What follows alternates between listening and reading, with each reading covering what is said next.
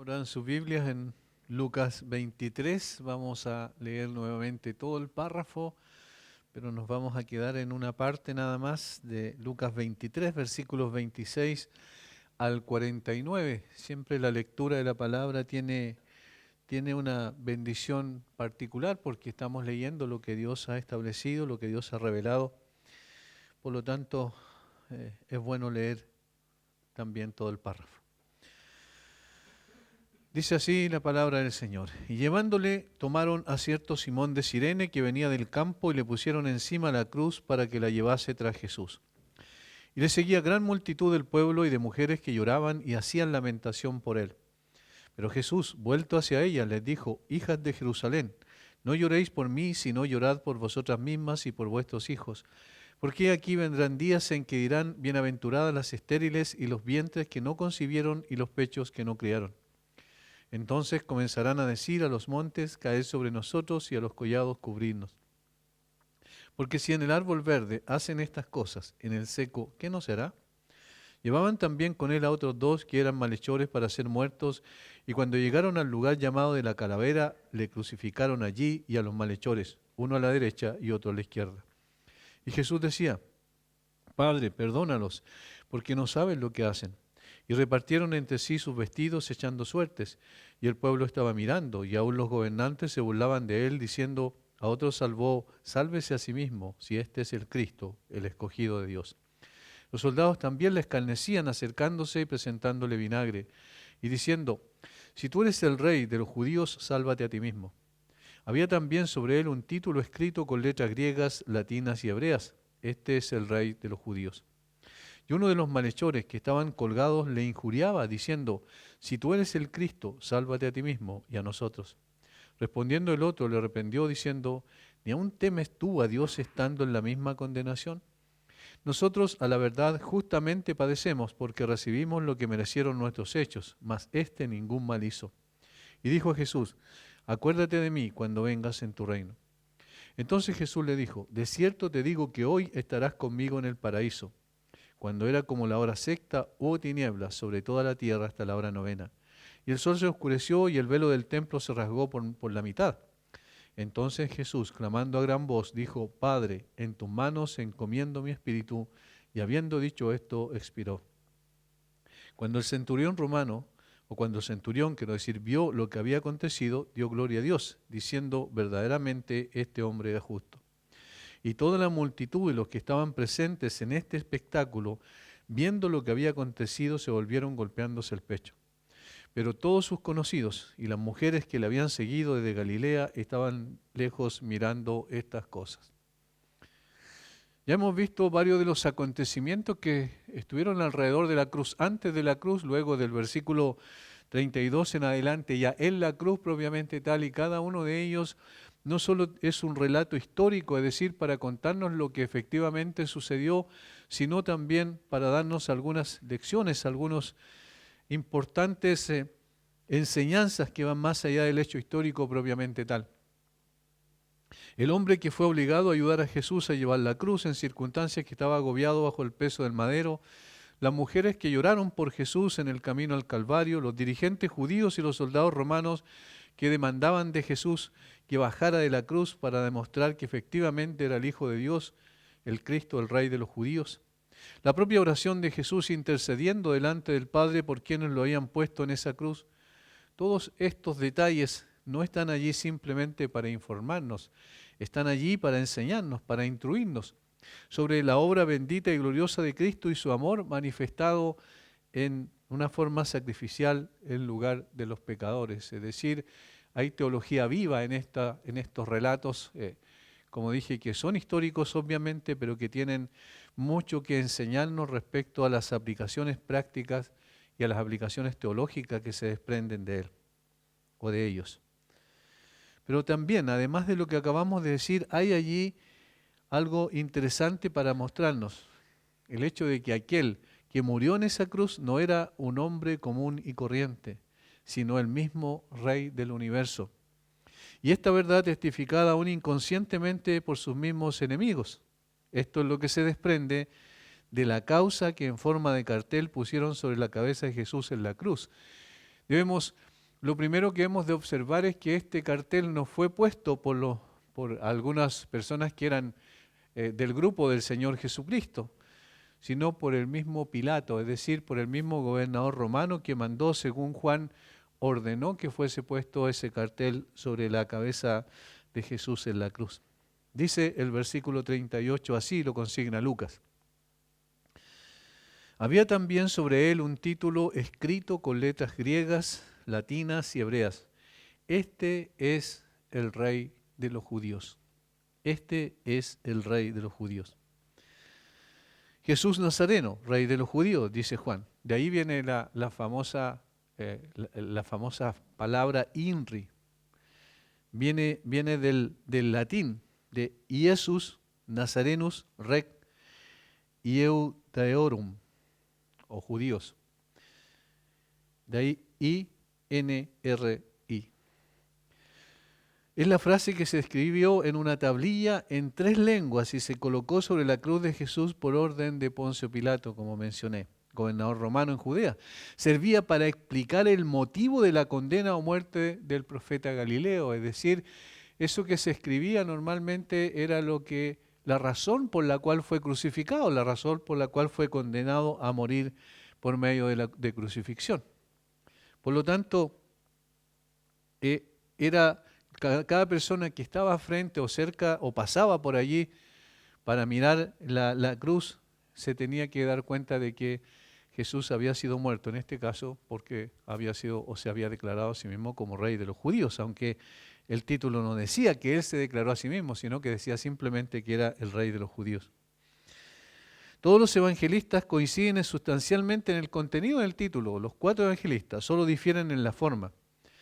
Según Marcos, el texto decía el Rey de los judíos, Marcos 15, 26. Según Mateo, este es Jesús, el Rey de los judíos, Mateo 27, 37. Según Lucas, este es el Rey de los judíos. Y según Juan, Jesús Nazareno, el Rey de los judíos, Juan 19, 19. Como pueden apreciar, en cuanto a la esencia misma del título, no hay variación. La variación se da en función de algunos detalles en cuanto a lo que decía propiamente el título. Es evidente que algunos lo sintetizaron y otros lo extendieron un poco. En el caso de Juan es interesante, cuando uno lo ve y lo aprecia así, ¿por qué aparece el título de esta forma? Bueno, porque el emperador romano se hacía nombrar de esa manera. Se decía cuál era su nombre y luego de su nombre venía evidentemente su título nobiliario de, en este caso, emperador.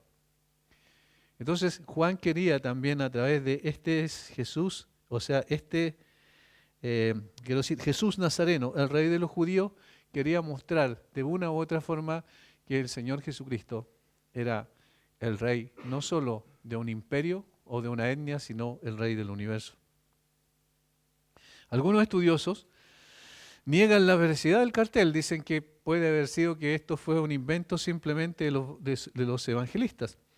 Pero por los escritores antiguos sabemos que era frecuente este tipo de inscripciones cuando se ejecutaba un rey. Se le colocaba en diversos lugares y había amplia libertad para redactar su texto. Eso lo sabemos por los siguientes testimonios que voy a mencionar, que son algunos nada más, pero que indican claramente que esta era una costumbre de aquellos que crucificaban. El historiador romano Suetonio, por ejemplo, en el siglo II, habla de un esclavo condenado a muerte que portaba una inscripción diciendo gladiador, que habló de forma impía. Esa era la razón, la causa de su muerte, digamos, de la condena. El historiador Eusebio de Cesarea, del siglo IV, es un historiador cristiano, cuenta que un creyente en el Evangelio fue conducido al suplicio con el rótulo este es Átalo, el cristiano.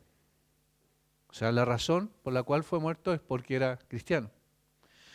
Tertuliano, un padre de la iglesia del siglo III, afirma que a los creyentes convictos se les colocaba la tablilla con la inscripción cristiano. Y el escritor romano Dion Casios del siglo III confirma que los condenados a muerte llevaban un letrero, de tal manera que está confirmado históricamente. Lo que los evangelistas dijeron no es ninguna invención de ellos ni una creación artificial de ellos, sino que era lo que ocurría con aquellos que eran condenados a muerte por crucifixión. Por lo tanto, no tiene nada extraño que a Jesús le hubieran redactado un rótulo semejante. Más aún considerando la acusación que hicieron los judíos a Pilato de que él se había autodenominado como el rey de los judíos, y eso lo colocaban como que fuese una cierta amenaza para el imperio, obviamente, lo cual el mismo Pilato se dio cuenta que era simplemente un invento. Veremos este versículo en dos aspectos. Primero el título y segundo el alcance. Esas dos partes va a tener nuestro estudio en el día de hoy. Esperamos sacar provecho porque la verdad es que mientras lo estudiaba me pareció muy interesante lo que hay detrás de la escena. Lo que se aprecia es que, como dice Juan, Pilato mandó que escribieran ese letrero y ese título y esa causa y la pusieran sobre la cabeza de Jesús.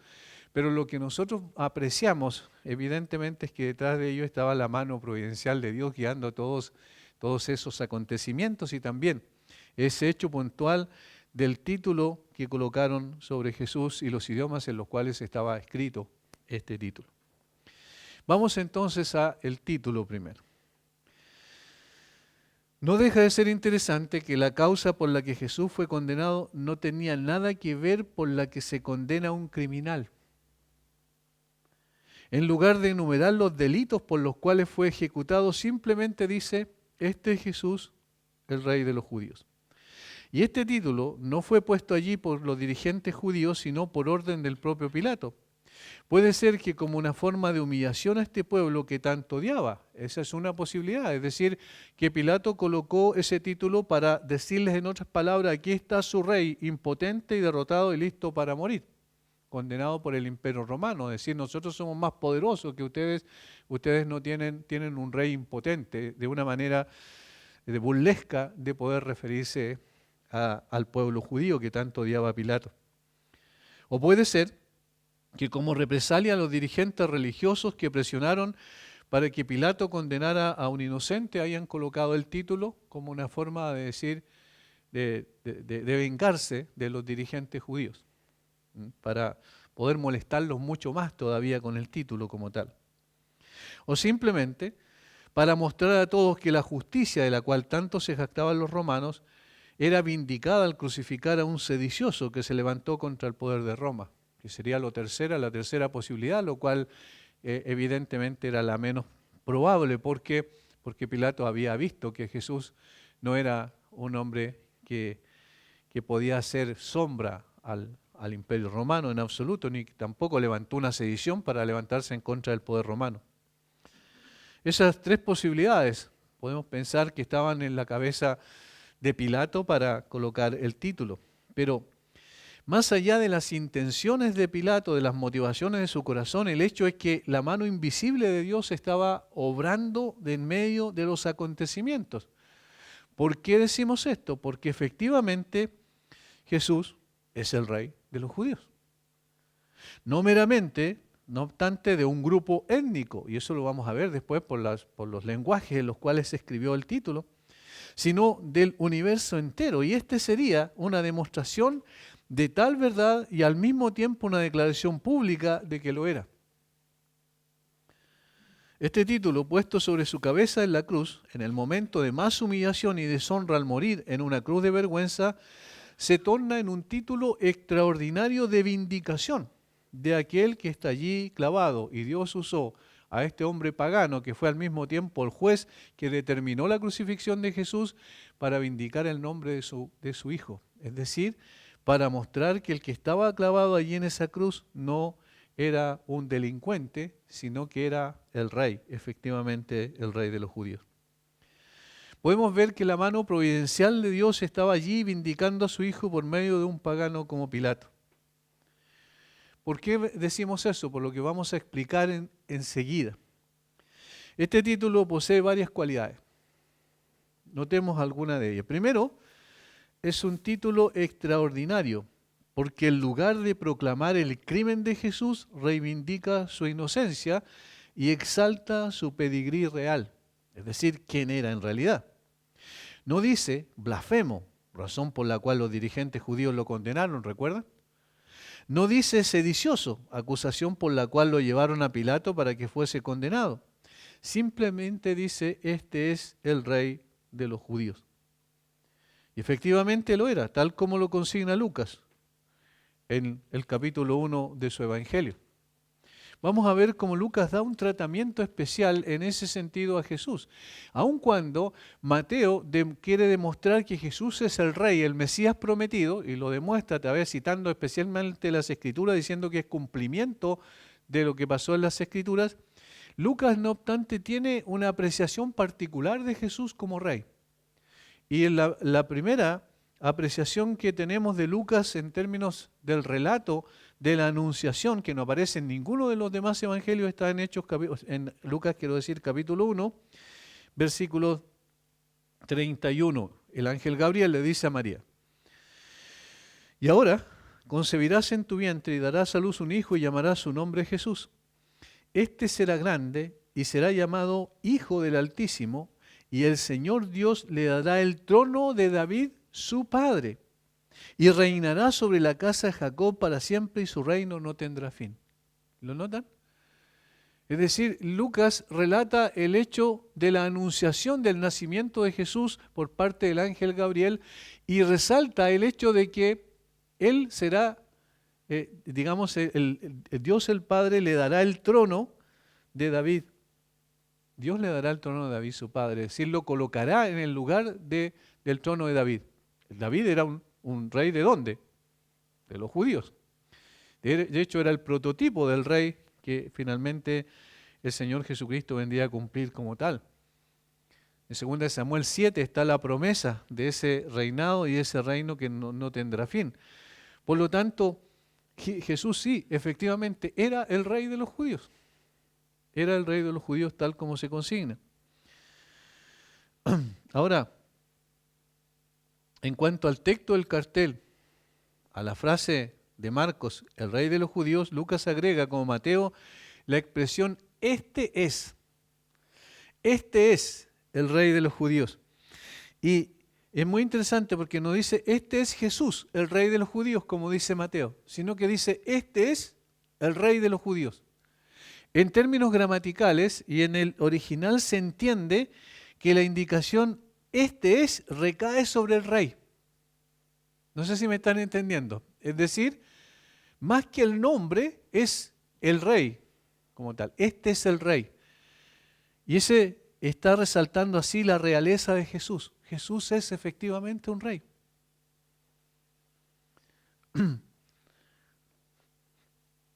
Ahora, esto coincide, como dije, con la teología de Lucas.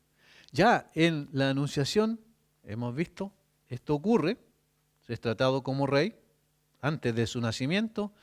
Asimismo ocurre cuando entra en Jerusalén montado en un burrito.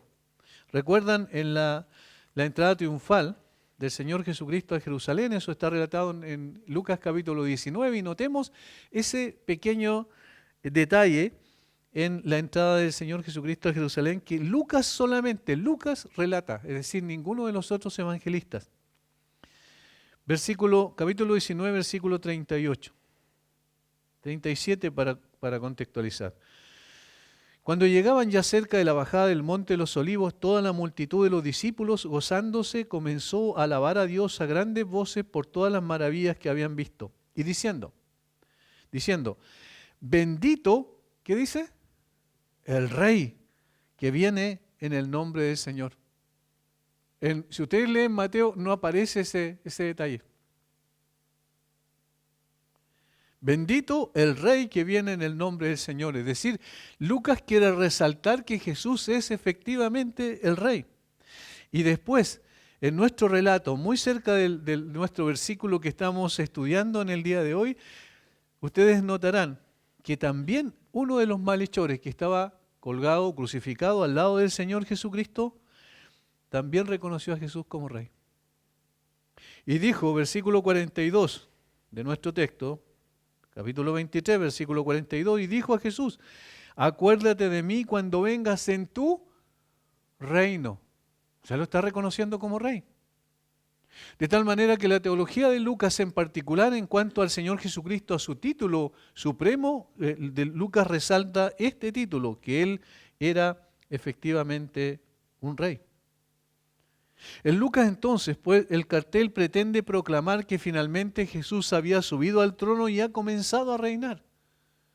Ahora aquí hay un detalle interesante. ¿A qué trono subió? A una cruz. A una cruz subió. No subió a un trono real, verdadero, cierto, efectivo, pero lo que Lucas está tratando de transmitir, y eso es lo que entendemos por el énfasis que coloca, es que efectivamente siendo Jesús el rey, había trocado el trono por una cruz, pero en definitiva esa cruz sería transformada en un trono. Había una implicación teológica mucho más profunda en eso, y por eso era un título extraordinario, rey de los judíos. Pero no lo había puesto obviamente Jesús, no lo habían puesto los seguidores de Jesús, no lo habían puesto sus enemigos, es decir, los religiosos judíos, sino que lo había puesto un pagano. ¿Con qué motivación? No importa, vimos 3 posibilidades de motivación que podían haber en su corazón, pero lo importante aquí es que la mano de Dios está moviendo las cosas para vindicar a su Hijo, colocándolo como efectivamente es el rey, por eso es un título extraordinario.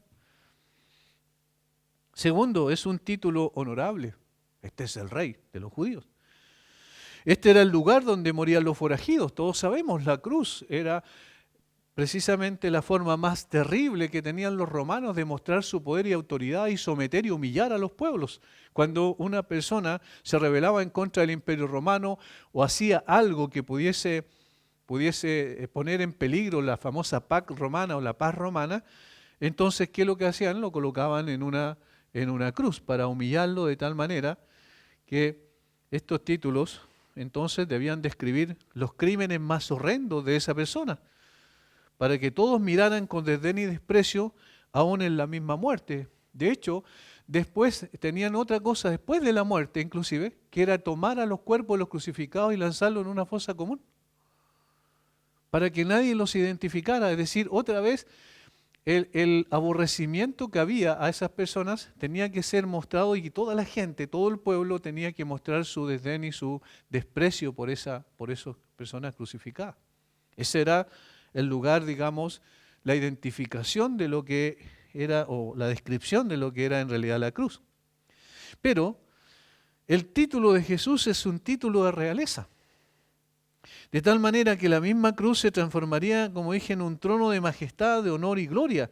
Y este emblema de vergüenza sería trocado en uno de honra, porque el que allí estaba colgado era el mismo rey del universo. Porque un detalle más, Lucas es el evangelista que muestra la universalidad del Señor Jesucristo. De tal forma que así como Mateo quería mostrar que era el rey de los judíos, y por eso le escribe de esa manera, con muchas citas del Antiguo Testamento, su evangelio, Lucas quiere demostrar que Jesús es el rey del universo. Porque de hecho la genealogía que menciona de Jesús, ¿hasta dónde llega? ¿Recuerdan? Hasta Adán, y dice hijo de Dios. Es decir, hasta el mismo Adán, de tal forma que era universal, no era meramente de una etnia, sino era el rey del universo. Por lo tanto, cuando coloca allí rey de los judíos, este es el rey de los judíos, está diciendo efectivamente este título destruye lo innoble que era la cruz para darle un título de nobleza y de honorabilidad.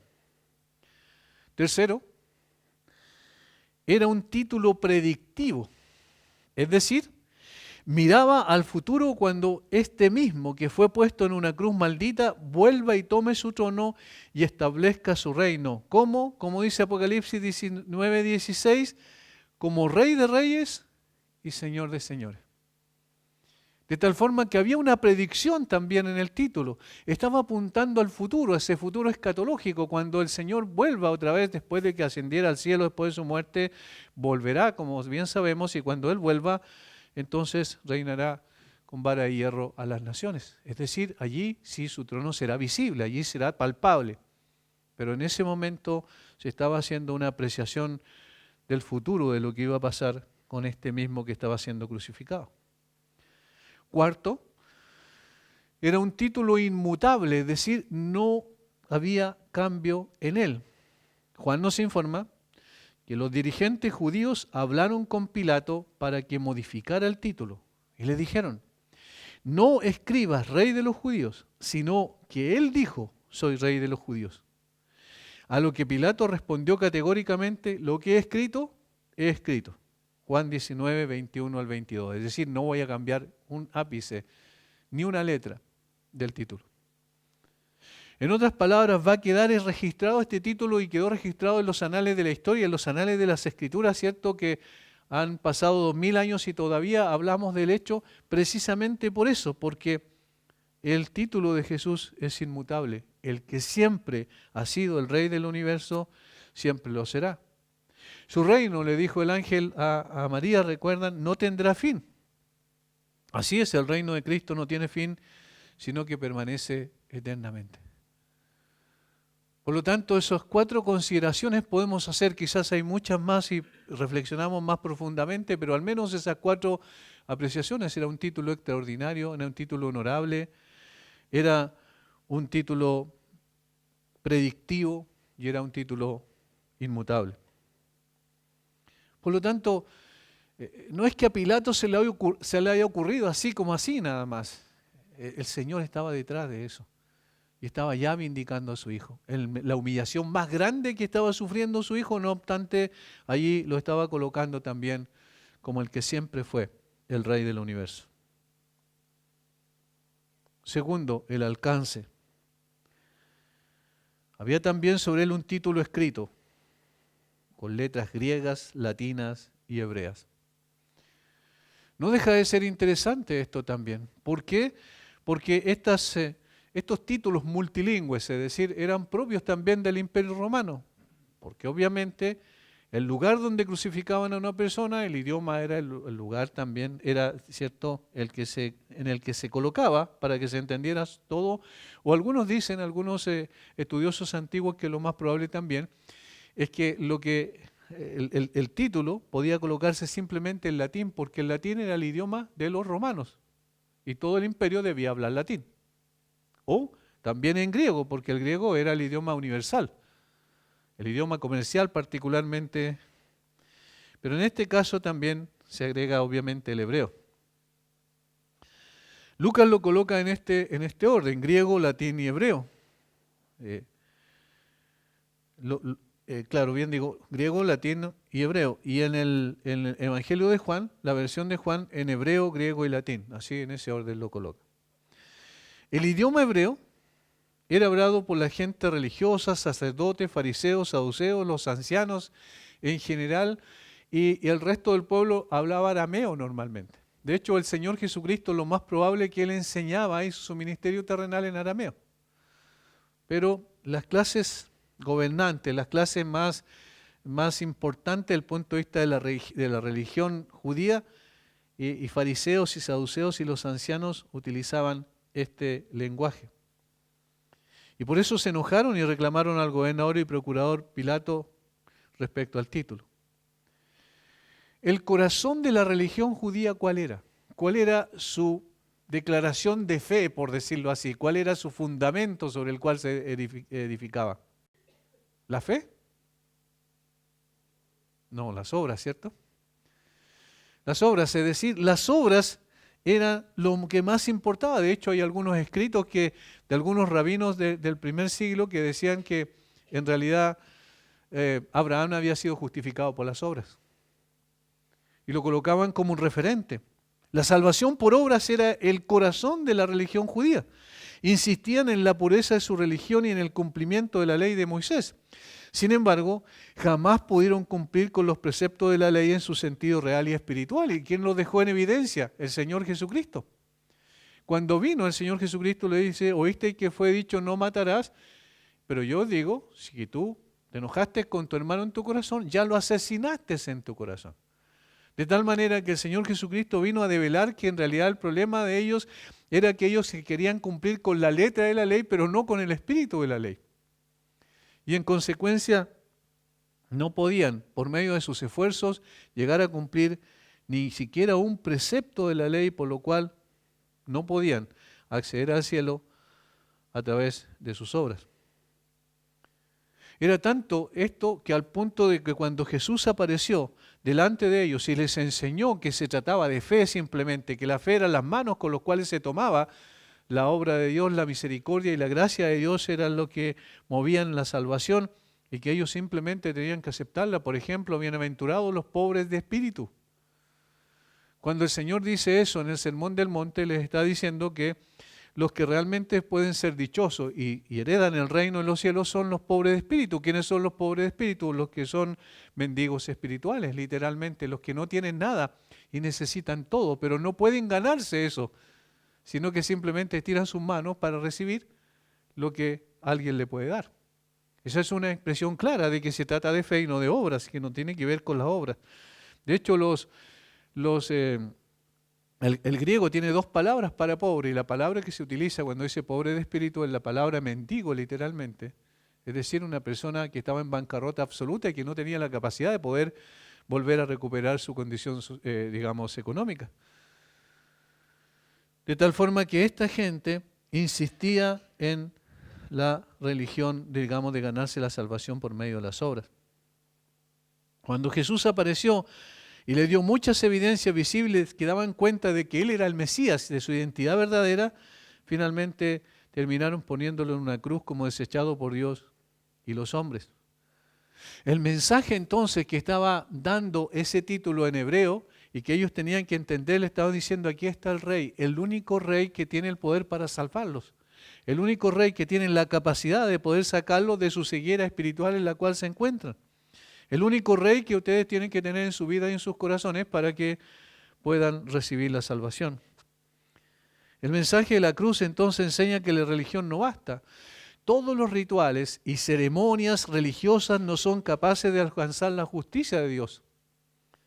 El Señor estableció un sistema de rituales que era un instrumento ilustrativo y pedagógico, cuyo cumplimiento sería el advenimiento y obra del Mesías. Hacia eso apuntaba todo el sistema que el Señor creó en el Antiguo Testamento a través de Moisés. Pero no estaba en el sistema en sí, sino en aquel a quien apuntaba. Pero estos hombres religiosos no comprendieron esa verdad y se mantuvieron firmes en su religión de obras y por eso odiaron tanto al Señor Jesucristo. El mensaje es claro entonces. Por más que se esfuercen los hombres para lograr vivir delante de Dios como Él demanda, jamás podrán llegar a alcanzarlo, porque la imperfección no puede satisfacer las demandas de la perfección. La imperfección no puede satisfacer las demandas de la perfección. Es imposible. Como hemos visto anteriormente cuando hemos estudiado un poco la ley, nos damos cuenta que nosotros, digamos, Santiago dice que si uno transgrede en un punto, entonces transgrede en todo. Y nosotros hemos visto que si nos analizamos correctamente, nos damos cuenta que es imposible cumplir siquiera un precepto de la ley. Por lo tanto, este sistema religioso, cualquiera que sea, que tiene como base y como fundamento las obras, no tiene esperanza en sí mismo. Pero ¿qué es lo que está diciendo la cruz al mismo tiempo? Allí está tu esperanza. El Rey que está allí crucificado, Él es el que tiene la respuesta. Ningún sistema religioso edificado sobre las obras del hombre para agradar a Dios jamás podrá dar lo que promete. Porque es solo una obra, la de este judío levantado en la cruz, la que Dios acepta como válida por el pecado de todos los hombres. No es la obra del hombre, sino la de Dios en Cristo, la que reconcilia al hombre con Dios. Esta es la religión verdadera, la que desciende del cielo y da vida a los hombres. Por lo tanto, Jesucristo es levantado en esa cruz para proclamar a todos los hombres que esperan llegar al cielo por sus obras su total incapacidad y al mismo tiempo para mostrar que Él es suficiente. Estaba escrito en hebreo para mostrarle a los judíos, no es por obras. Es imposible por obras, pero sí por la obra de aquel que está siendo crucificado. La segunda lengua, otra de la lengua que estaba escrito el título y que revela el alcance de la obra de Cristo es el griego. Es el griego. Los griegos, con su sabiduría y su filosofía, intentaban enseñar cuál era la mejor forma en que el hombre debía vivir en función de poder descubrir cuál era la verdad. unos 500 años antes de Cristo aproximadamente, se desarrolló la filosofía de una manera extraordinaria, al punto que se le llamó la edad de oro del mundo griego. Ahí aparecieron filósofos como Platón, Aristóteles, entre otros, Sócrates y otros muchos, que intentaron profundizar al punto de tratar de llegar a comprender o llegar a conocer la verdad y en ese conocimiento poder comprender cómo se debía vivir mejor. Algunos como los estoicos, como los epicúreos que encontró Pablo en Atenas, decían que la abstención de todas las cosas y el morir a todos los deseos, ese era el camino, ese era el caso de los estoicos. O los otros decían que no, que al contrario, como el espíritu era bueno y el cuerpo o la materia era mala, entonces podían hacer lo que querían, como el caso de los epicúreos, y vivir, comamos y bebamos porque mañana moriremos. Ese era otro sistema de filosofía. Pero ninguno de estos alcanzaron lo que prometieron. Los filósofos se dieron a la tarea de encontrar la verdad y aunque desarrollaron sistemas filosóficos muy profundos e intrincados, nunca alcanzaron el estándar que ellos mismos se habían propuesto. Simplemente porque es en Cristo que están escondidos todos los tesoros de la sabiduría y del conocimiento, como le va a decir Pablo a los colosenses. Allí está la esencia, está diciendo, ustedes buscan la verdad. Bueno, no la encuentran en su sistema, no la encontrarán porque no está en ustedes, no está en su propio corazón internamente, en forma intrínseca. Ustedes necesitan la verdad, pero la verdad está allí puesta en una cruz. Cristo es la verdad encarnada, la que necesita el hombre para ser verdaderamente libre. Y conoceréis la verdad y la verdad os hará libres. Y poquito después de que lo que afirma ahí en Juan 8:31, el mismo Señor Jesucristo dice, si el Hijo os libertare, seréis verdaderamente libres. Ahí está la verdad. La verdad es el Señor Jesucristo. La libertad es el Señor Jesucristo. La filosofía más profunda es el Señor Jesucristo. De hecho, la sabiduría, como se entiende, filosofía es una palabra compuesta que significa amor a la sabiduría. La sabiduría en Proverbios está personificada. Y está apuntando a la persona del Señor Jesucristo.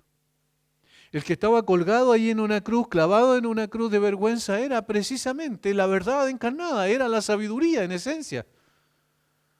Y le está dando un mensaje al mundo griego, miren allí, miren a aquel que está puesto en esa cruz. Las personas que pasaban, y la mayoría conocía el lenguaje griego, así como la mayoría hoy en el mundo conoce el inglés, por ejemplo, como lenguaje universal. En ese tiempo para hacer transacciones comerciales era fundamental el lenguaje griego, de tal manera que las personas podían leer.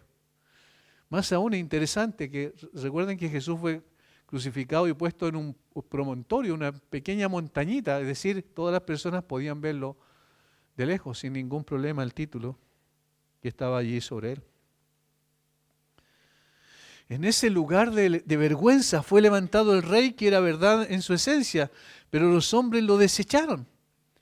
Los griegos consideraron a la cruz de Cristo como una total estupidez, un absurdo, un sinsentido total. Eso es lo que dice Pablo a los Corintios en 1 Corintios.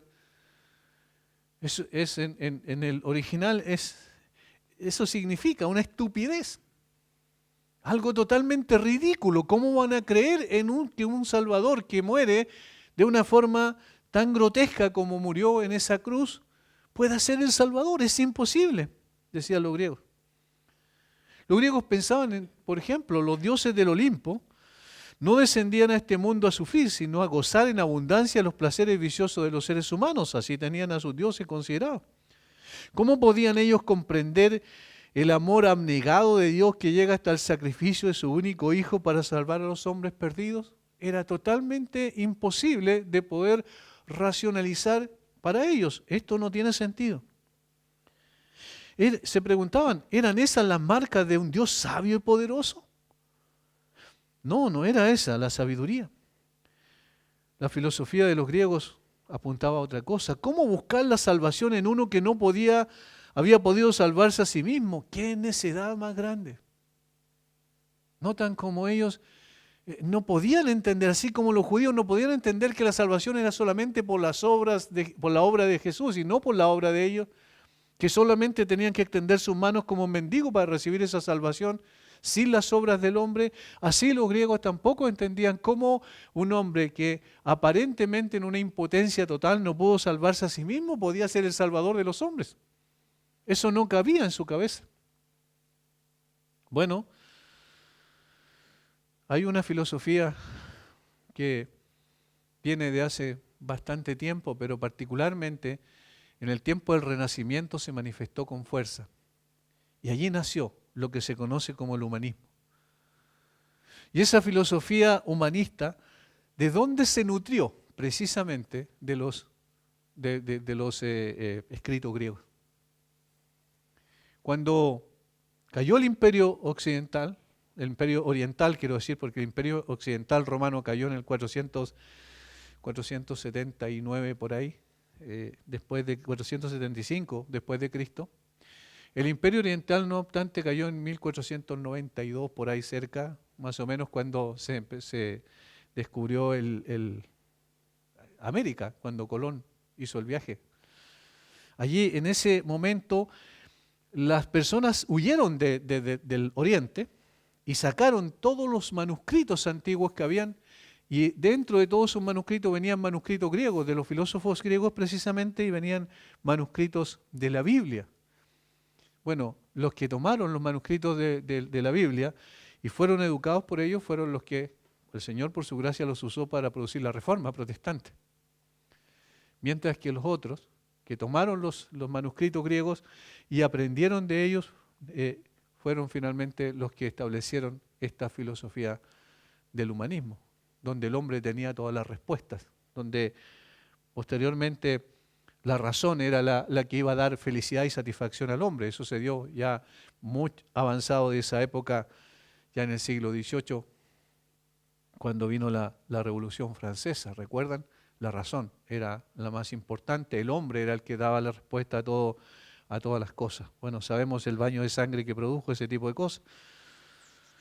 ¿Qué es lo que está mostrando? Que el hombre es impotente en su sabiduría. Es impotente en su conocimiento, es impotente. Los avances científicos pueden dar cierto confort externo a las personas, pero no pueden cambiar el corazón. La sabiduría humana no tiene poder ni capacidad para dar salvación. Sin embargo, en Jesús y este crucificado estaba la respuesta a todas las preguntas que por siglos sus sabios se habían hecho. De tal manera que la cruz también es la respuesta para los sabios de este mundo, que son insensatos para con Dios. Jesús es levantado en una cruz para atraer también a los sabios del mundo. La obra de Jesucristo, su muerte y resurrección, es la única verdad indiscutible. No hay salvación en la sabiduría humana. 1 Corintios 1, 18 al 21 lo dice de una manera tan clara. 1 Corintios, vamos a ese texto, 1, 18 al 21. Porque la palabra de la cruz es locura a los que se pierden, pero a los que se salvan, esto es a nosotros, es poder de Dios. Ahí está la primera vez que aparece la palabra locura o insensatez, o ridiculez. Pues está escrito, destruiré la sabiduría de los sabios y desecharé el entendimiento de los entendidos. ¿Dónde está el sabio? ¿Dónde está el escriba? ¿Dónde está el disputador de este siglo? ¿No ha enloquecido Dios la sabiduría del mundo? Pues ya que en la sabiduría de Dios el mundo no conoció a Dios, mediante la sabiduría agradó a Dios salvar a los creyentes por la locura de la predicación. ¿La predicación de qué? De la cruz de Cristo. De lo que estaba pasando en ese momento histórico que estamos viendo en los evangelios. De tal manera que el apóstol Pablo capta la esencia misma de lo que con el Señor estaba ocurriendo allí. El apóstol Pablo está haciendo prácticamente un comentario de esto. Jesús, Rey de los judíos, Jesús, Rey del universo, el que está lleno de la sabiduría de Dios. La sabiduría del hombre no puede competir con la sabiduría de Dios. Ahora, la variante koiné del idioma griego, porque había griego clásico, que era mucho más elevado, precisamente en lo que los filósofos usaban, y el griego koiné, que era la lengua del pueblo, del comercio internacional, Es por eso que el Espíritu Santo usó este idioma también. ¿Para qué? Para que el Evangelio cruzara fronteras. Muchos griegos y otros pueblos que hablaban esta variante llegaron a oír el mensaje de la cruz y se convirtieron a Jesucristo después. De tal forma que también fue un canal, un medio que el Señor usó. Por eso es interesante cuando vino el cumplimiento del tiempo. Si uno se pone a pensar en esa declaración de Pablo a los Gálatas, está diciendo que había un momento en el tiempo preciso donde el Hijo tenía que venir. Y ese momento era, entre otras cosas, donde la expansión, digamos, el comercio internacional se masificó y el griego era el lenguaje preciso como canal para llevar el mensaje del Evangelio a muchas naciones. Pero en esencia, aquí está compitiendo la sabiduría de Dios a través de un hombre colgado en una cruz versus la sabiduría del hombre que no fue capaz de poder dar respuesta a la pregunta más importante. ¿Qué pasa con el hombre? ¿Por qué está aquí? ¿Cuál es su razón de ser? ¿A dónde va? El tercer idioma era el latín. Este era el idioma oficial del Imperio Romano. Este era el idioma del poder y la justicia. Así como el primero era el idioma de la religión, el segundo el idioma de la sabiduría, este es el idioma del poder y la justicia, principalmente del poder. Por eso es notable que Pablo, cuando anunció su visita a Roma en su carta, haya declarado: no me avergüenzo del Evangelio. ¿Por qué? Porque es poder de Dios. Porque es poder de Dios. ¿Por qué el apóstol Pablo inicia su mensaje de esa manera? Alguien puede decir, nadie le estaba preguntando a Pablo si se avergonzaba o no se avergonzaba. ¿Por qué Pablo dice eso? Cuando dice que iba a ir a Roma, porque obviamente Pablo estaba contrastando el poder de Dios y el poder romano. Era notable, había una confrontación entre poderes y Pablo quiere demostrar que el poder de Dios es evidentemente superlativo en grado, en autoridad. El verdadero poder no estaba en Roma y su poderoso sistema bélico o sus soldados invisibles, los hombres de hierro le llamaban por su extraordinario poder y capacidad de lucha. Se dice que un soldado de una guardia romana podía con 4 hombres al mismo tiempo y los mataba a los 4. Tenían una capacidad extraordinaria y por eso avanzaban conquistando todo el mundo conocido. Nadie les podía hacer frente. Eran temibles los soldados romanos. Pero Pablo dice, el poder no está en ellos, el poder está en el Evangelio. Este es el mensaje de la cruz, este es el mensaje de aquel que está muriendo en debilidad, pero que se levantará en poder. Eso es lo significativo, porque si nosotros estuviéramos hoy frente a esa cruz y estuviéramos viendo al Señor Jesucristo muriendo allí en ese lugar, lo más probable es que estaríamos pensando, es una persona débil, no tiene capacidad, no tuvo capacidad de librarse de los soldados, menos aún va a tener capacidad de bajar de esa cruz. Y estaríamos pensando muy similar a lo que hacían los detractores de Jesús cuando le decían, desciende de la cruz si eres el Hijo de Dios. Pero ¿qué es lo que estaba en esa visión de debilidad? El poder real, el poder verdadero.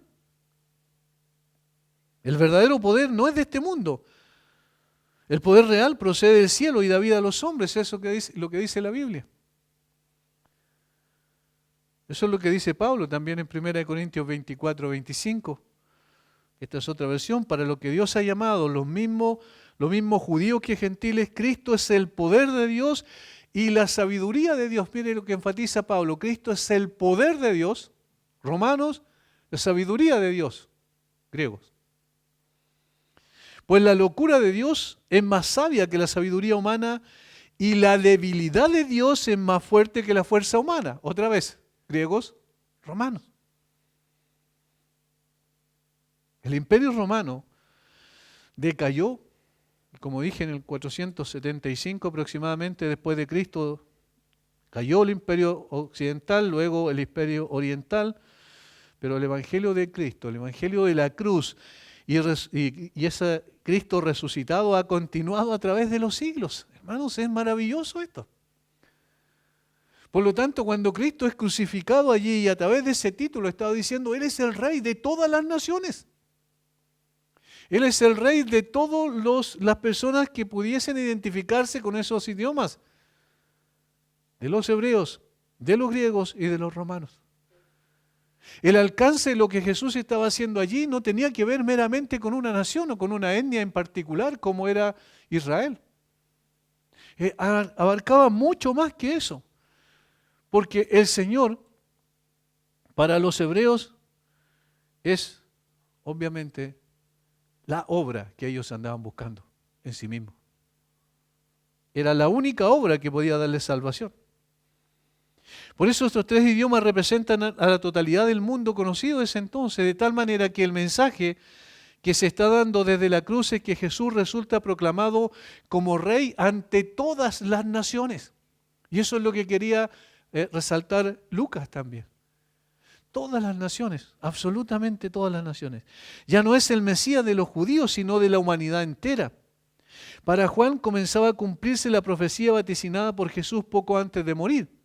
Cuando yo sea levantado de la tierra, traeré a todos hacia mí mismo, dice Juan 12:32. Fue levantado de la tierra. Pero no se requería otra cosa más que fe, más que aceptar esa obra que el Señor Jesucristo estaba haciendo allí. Y eso era lo que estaba ocurriendo en la cruz. Jesús estaba trayendo a todos hacia Él, porque en su obra exclusivamente el hombre alcanza la salvación, mensaje a los judíos. En su cruz se expresa la sabiduría que el mundo necesita, mensaje a los griegos. Y en su poder manifestado en debilidad en esa cruz, el ser humano encuentra el verdadero poder, mensaje a los romanos. ¿Se dan cuenta?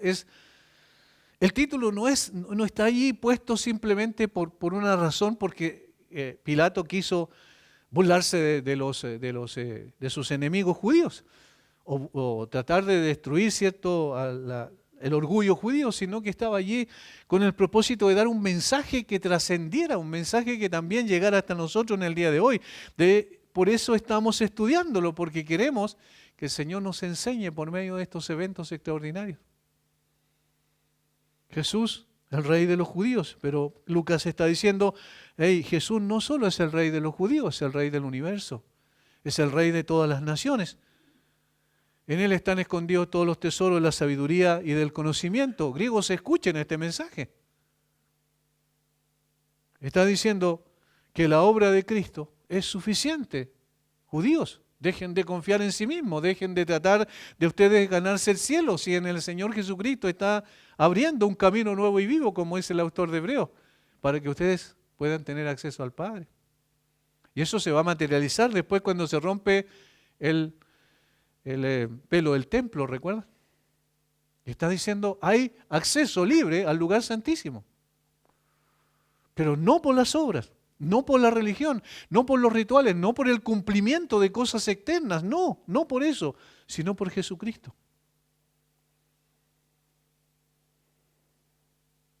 A los orgullosos romanos les está diciendo, no es su poder. Su poder va a terminar finalmente en derrota, y eso ocurrió cuando los bárbaros invadieron Roma y finalmente le quitaron el poder que tenía. La expansión que estaban produciendo por todo el mundo, el imperialismo, ¿cierto?, de ir por todo lugar conquistando tierras, se acabó. ¿Y ahora qué es el Imperio Romano? Simplemente está en los libros de historia. Y quedan algunos monumentos extraordinarios, producto de la sabiduría, de la construcción, de la capacidad de construcción que tenían, la edificación, la dureza de los materiales que usaban y todo eso, y sí es admirable todo eso, pero no tiene ninguna importancia al punto de vista espiritual. No es nada. Todo lo que construimos nosotros con nuestras manos, allí va a quedar. Pero lo que construyó Jesús permanece para siempre. De hecho, la iglesia, que siempre decimos, prevalecerá. Nadie puede evitar que la iglesia prevalezca, nadie puede destruirla, pero no por nosotros. No por un hombre, como dicen algunos, que sobre Pedro se edificó la iglesia. Si fuera así, ya no existiría la iglesia, sino porque se edificó sobre la cruz de Cristo. El que estaba muriendo en esa cruz es el que atrajo a todos hacia Él mismo. El Padre en su providencia intervino moviendo los hilos para que un hombre como Pilato pudiese colocar ese título significativamente importante. Un título que tiene alcances universales. Y hermanos, por eso nosotros somos lo que somos. Somos hijos de Dios hoy día gracias a este título, a esa obra de Cristo en la cruz. Por eso es que es tan hermoso poder profundizar más en este tema. Este tema no solo es fascinante desde el punto de vista intelectual, sino que es maravilloso desde el punto de vista espiritual, porque allí está la teología práctica, la teología vivencial, la que hace vibrar nuestros corazones y llenarnos de gratitud al Señor y alabanza al Señor. Cuán maravilloso, Señor, porque eres tú la obra que necesitamos, la sabiduría que requerimos y el poder que necesitamos tener. Padre, te damos gracias. Gracias una vez más por enviar a tu Hijo, Señor. Qué precioso es. Qué maravilloso es nuestro Señor. No creamos una religión por nuestros propios deseos y anhelos de nuestro corazón, porque de hecho jamás hubiésemos imaginado un Salvador como aquel que murió en la cruz. Jamás hubiésemos, Señor, pensado, ideado un plan como el plan que tú ideaste. Por eso entendemos claramente y aceptamos, Señor, con gozo que es tu plan y es tu propósito por el cual Cristo hizo aquello que nosotros éramos impotentes de hacer, incapaces de poder concebir, enviar a tu Hijo para morir en nuestro lugar. Allí el que estaba en la cruz, ahí en el centro entre dos ladrones, ese es el único en el cual está puesta nuestra esperanza, nuestra confianza. Aquel que es la sabiduría, que es el poder y que es la verdadera religión, Jesucristo. Gracias por darnos a tu Hijo, Señor. Te alabamos en esta hora y, Padre, te exaltamos por lo que el Señor hizo por nosotros. Ayúdanos a apreciar esto en la práctica, en lo cotidiano. Llena nuestro corazón de gozo, pero también de gratitud. Gracias, Señor. Oramos en el nombre de Jesús. Amén.